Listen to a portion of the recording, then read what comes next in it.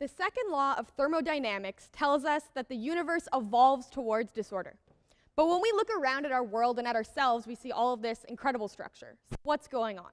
Well, it actually takes work to maintain all of this structure, and life is actually a continuous battle against disorder. So then what's doing all this work that's keeping us alive and structured? Well, within every single one of our cells, there are millions of molecular machines working to maintain an environment that's very different from the cell's surroundings. I study the machine ATP synthase. This rotary system couples the rotation of this central crankshaft, shown in orange, with chemical reactions happening on this outer barrel structure. The reason this machine is so important and abundant is that the products are actually the fuel for all other molecular machines in biology. Experimentalists can look at individual machines and have found that one rotation corresponds to exactly 3 chemical products. As a theoretical physicist, I am interested in the limitations of this machine. So what are the trade-offs between the work required to drive rotation, the speed of rotation, and the accuracy of this system? Where by accuracy, I mean, did we actually get 3 products from one rotation?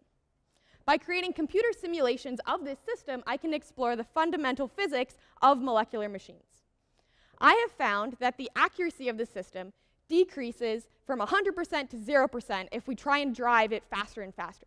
The chemistry just cannot keep up with this driving. I've also found that at slow speeds, the work required increases the faster we try and go. But it eventually reaches this peak, after which the work actually decreases when we try and go faster and faster still. And we notice that this peak is corresponding to where accuracy drops off. And so we can begin to see our first trade-off.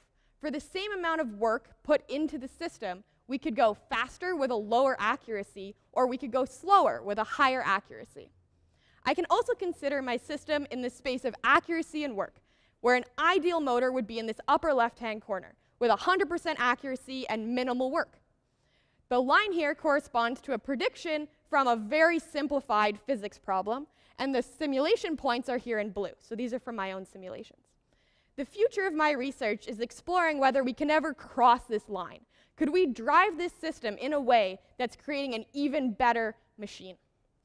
My work is bringing us closer to an understanding of the limits life faces in the battle against disorder, and is also informing experimentalists trying to discover and explore artificial molecular machines. Thank you.